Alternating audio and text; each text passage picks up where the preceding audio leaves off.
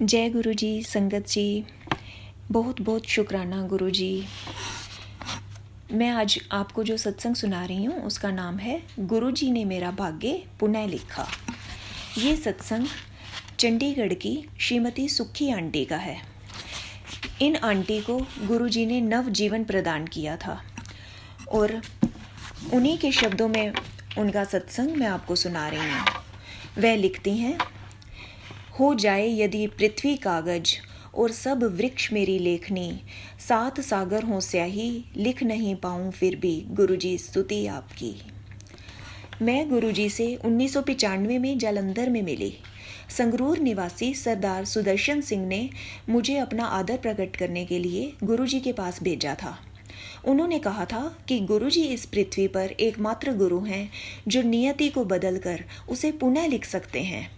मुझे उनका अर्थ समझ नहीं आया था। जिस दिन मैं गुरुजी से मिली, उन्होंने मुझे छावनी तक कार में ले जाने के लिए कहा, क्योंकि वह दिल्ली में बड़े मंदिर भवन निर्माण के बारे में किसी को फ़ोन करना चाह रहे थे। उस समय अंधेरा होने लगा था और वह पीछे की सीट से मुझे निर्देश दिए जा रहे थे। वह मुझे एक लेन में चलने के लिए कहते थे और थोड़ी देर बाद बदलने को। ऐसा कुछ बार होने के पश्चात मैं सोच रही थी कि वह ऐसा क्यों करवा रहे हैं। मुझे शीघ्र पता लगने वाला था। उसी समय गुरुजी ने कहा कि कोने से एक काली गाड़ी आएगी और मैं उसे हाथ देकर रोक लूं। गुरुजी के कहने की देर थी कि एक काली फिएट गाड़ी दिखाई दी। उनके दो अनुयायी कर्नल जोशी और उनका बेटा नितिन कार में थे। वह हमें अपने घर ले गए। मार्ग में नितिन ने बताया कि कुछ देर पूर्व ही उन्होंने गुरुजी की उपस्थिति का आभास हुआ था, जब उनके घर में गुरुजी की तीव्र सुगंध आई थी। उसी क्षण उन्होंने गुरुजी के जालंधर वाले मंदिर में जाने का मन बनाया था। वास्तव में वह एक अन्य मार्ग लेते थे, किंतु उस दिन इस मार्ग से जा रहे थे। मुझे तुरंत आभास हुआ कि यह प्रसंग गुरुजी ने अपना परिचय देने के लिए किया था। महापुरुष कितने सर्वज्ञाता और सर्व विद्यमान हैं। आंटी एक और प्रसंग बताती हैं। लुधियाना जाते हुए नगर ओझल। जालंधर में गुरुजी से आज्ञा लेकर हम रात को 2:30 बजे लुधियाना के लिए निकले। कार में मेरे साथ मेरे पिता और मेरी 2 बेटियां थी। लुधियाना का मार्ग बिल्कुल सीधा है और उसमें कोई मोड़ आदि नहीं है। सड़क पर और कोई गाड़ी नहीं थी और हम 90 किलोमीटर की गति से जा रहे थे। पर इस बार कुछ विशेष हुआ। रास्ते में मैंने फगवाड़ा, जो दोनों शहरों के मध्य का प्रमुख नगर है, पार नहीं किया। घर पहुंचने पर मैं सोच रही थी कि क्या हुआ होगा, किंतु समझने में असफल रही। रहस्योद्घाटन अगले दिन हुआ जब मैं जालंधर में गुरुजी से मिली और उन्होंने मुझसे पूछा कि क्या गाड़ी 90 किलोमीटर की रफ्तार से जा रही थी। मैं स्तब्ध थी कि उनको कैसे पता। गुरुजी ने बताया कि किसी ने मेरे ऊपर काला जादू किया था और उन्होंने उसके दुष्फल अपने ऊपर अंतरित कर लिए थे।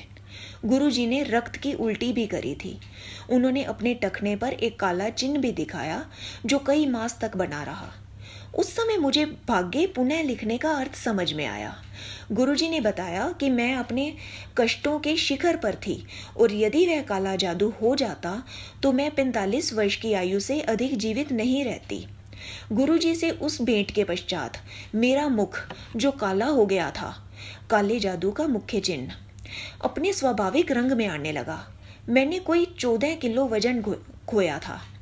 आज मेरी आयु 50 वर्ष से ऊपर है और आनंदमय जीवन व्यतीत कर रही हूँ। जय गुरु जी। आंटी एक और प्रसंग बताती हैं अपने जीवन का। 100 वर्ष पश्चात मीठा जल। इन 12 वर्षों से अधिक समय में हमने अनेक दिव्य कृपा होती हुई देखी हैं। एक बार चंडीगढ़ के निकट दबकोरी ग्राम में हमने एक भूखंड लिया था। गुरुजी ने वहाँ ट्यूबवेल लगाकर सब्जियाँ उगाने के लिए कहा। पृथ्वी में जल की खोज आरंभ हुई। खुदाई 420 फुट की गहराई तक हो गई, किंतु जल नहीं मिला। सर्वेक्षण से पता चला कि उस भूखंड में जल ही नहीं है। हमने दिल्ली जाकर गुरुजी को इस सर्वेक्षण से अवगत किया। गुरुजी ने उसी भूखंड पर एक अन्य स्थान पर खोदने के लिए कहा। वहां से इतना जल फूटकर बाहर आया कि पाइप टूटने को हो गए। आश्चर्यजनक रूप से वह मीठा था और उसमें से नीले कंकड़ निकल रहे थे। गुरुजी को धन्यवाद करने हम दिल्ली गए। उन्होंने कहा कि गुरु नानक देव ने जहाँ वह बैठे थे उसके निकट से जल निकाला था और उन्होंने यहाँ 250 किलोमीटर दूर दिल्ली में बैठकर जल निकाला है और यह जल 100 वर्ष के बाद आया है। दबकोरी ग्राम में सब अचंभित थे। गुरुजी ने चेतावनी दी कि यदि उसका जल बेचा तो वह कूप सूख जाएगा। एक अन्य प्रसंग बताती हैं आंटी। गुरुजी ने दिव्य विभूतियों के दर्शन करवाए। शेखों साहब अध्यात्म ज्ञान में दक्ष अपने बड़े भाई के साथ गुरुजी के दर्शन करने जालंधर आए। गुरुजी उन्हें अंदर एक कमरे में ले गए। गुरुजी ने एक बिस्तरे को हीरों के जेवरों से भर दिया और उनमें से कोई भी उठाने के लिए कहा। गुरुजी से उन्होंने इन भौतिक वस्तुओं से दूर रखने के लिए निवेदन किया। फिर गुरुजी ने उनसे पूछा कि उन्हें क्या चाहिए। शेखों साहब ने उत्तर दिया कि वह गुरु नानक के दर्शन करना चाहते हैं। गुरुजी मुस्कुराकर बाहर चले गए। 1.5 मास के पश्चात एक दिन शेखों साहब अपने पहली मंजिल के कक्ष में समाधि में थे, जिसके दोनों द्वार अंदर से बंद थे। गुरुजी उनके समक्ष उपस्थित हुए, उनको समाधि से चेतनावस्था में लाए और गुरु नानक देव के दर्शन दिए। पूरे 45 मिनट तक वह एक शैया पर बैठे हुए उनके दर्शन करते रहे। वह उन्हें 10 सिख गुरुओं, मीरा और कबीर के दर्शन करवा चुके हैं। मंदिरों और गुरुद्वारों में लगे हुए उनके चित्र उनके वास्तविक रूप से भिन्न हैं, ऐसा शेखों साहब कहते हैं। गुरुजी जीवन और मृत्यु नियंत्रित करते हैं। वह देवी देवताओं के दर्शन करवाते हैं और स्वयं को शिव रूप में दिखाते हैं। फिर वह कौन है? साक्षात परमात्मा। उन्होंने हमारे दुष्कर्मों की कर्माग्नि को नष्ट करने के लिए जन्म लिया है। फिर ऐसे गुरु की सेवा क्यों ना की जाए, जिनके बिना मन के द्वार नहीं खुल सकते हैं, क्योंकि किसी और के पास उसकी चाबी नहीं है। जय गुरु जी।